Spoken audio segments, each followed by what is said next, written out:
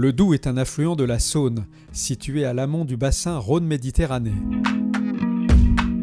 La rivière Doubs prend sa source à Mout dans le département du Doubs et conflue avec la Saône à Verdun-sur-le-Doubs en Saône-et-Loire.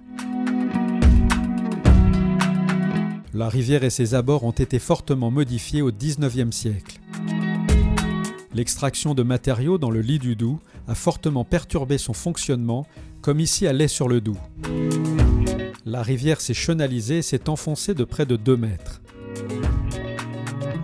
Au lieu de s'étendre, les méandres du Petit Gravier se sont réduits au cours du temps. Suite aux extractions, le lit du Doubs s'est enfoncé et s'est concentré dans un chenal étroit. Délaissés par la rivière, ces bras morts se sont refermés très rapidement.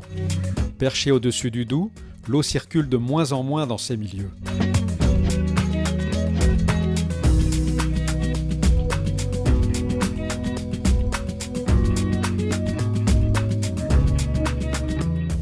Le Petit Gravier, c'est une parcelle de pâturage communal. En fait, toutes ces zones en bordure du Doubs appartiennent à la commune et sont allouées à des exploitants de la commune pour y faire pâturer leurs bêtes. Ce qui entretient le paysage. C'est un paysage donc essentiellement de prés avec des saulaies.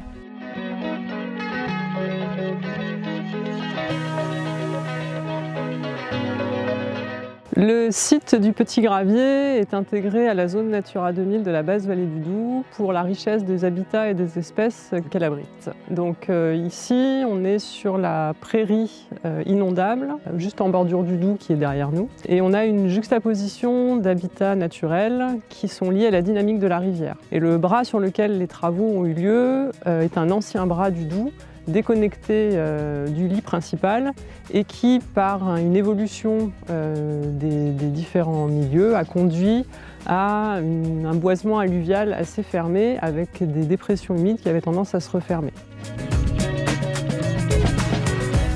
Pour comprendre le fonctionnement du site du Petit Gravier, nous avons relevé l'altitude du terrain de cet ancien bras du Doubs et nous avons suivi sa mise en eau à différents moments de l'année. Nous avons aussi réalisé des inventaires de la faune sur le volet amphibien, grenouilles et crapauds, et à la fois aussi les odonates, donc les libellules et les demoiselles, pour comprendre les potentialités des différents milieux du site. Pour commencer les travaux, nous avons d'abord dégagé les espaces et les zones à terrasser. Donc nous avons abattu quelques arbres, majoritairement des érables negundo, une espèce exotique envahissante. Le bois a été mis à disposition des habitants de la commune de Lay-sur-le-Doubs.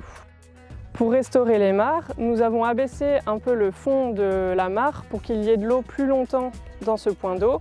Et nous avons aussi retalité les berges en pente douce pour que les animaux puissent aller et venir dans ces différents points d'eau. Sur la partie aval, la zone de Frières qui est en connexion avec le Doubs en permanence, nous avons abaissé un peu le niveau du terrain et retalité également les berges pour qu'une végétation se différencie et que les poissons aient une zone d'alimentation, de reproduction et de repos. Tous les matériaux du site du Petit Gravier ont été réutilisés sur le site des Vergettes qui a été restauré précédemment pour pouvoir économiser de l'argent et aussi éviter d'exporter les matériaux trop loin. Ce projet a été réalisé dans le cadre du contrat de rivière Vallée du Doubs. Il a été financé par l'Agence de l'eau Rhône-Méditerranée-Corse, par le département de Saône-et-Loire et par la Fédération de pêche de Saône-et-Loire.